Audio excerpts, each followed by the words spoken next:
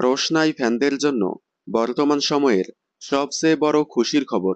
রোশনাই গত 25শে এপ্রিল থেকে রাত 8:30 স্লটে পথ চলা শুরু করে। তবে শুরু থেকেই টিআরপিতে অনেকটাই পিছিয়ে ছিল, কারণ ওই স্লটে টিআরপির অবস্থা ছিল খুবই খারাপ।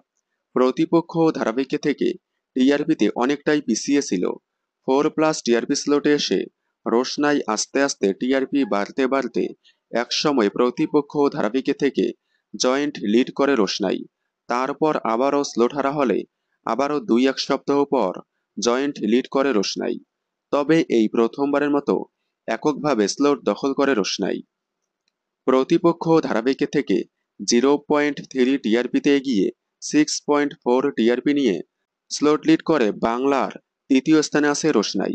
অন্যদিকে প্রতিপক্ষ ধারাবাহিক 6.1। রোশনাই প্রথমবারের মতো এককভাবে স্লোট দখল করায় খুবই খুশি হয়েছে রোশনাই ফ্যানেরা। রোশনাই ফ্যানদের মত অনুযায়ী আগামীতে যে হাই ভোল্টেজ পর্ব আসতে চলেছে, হয়তো একসময় বেঙ্গল টপার হবে রোশনাই।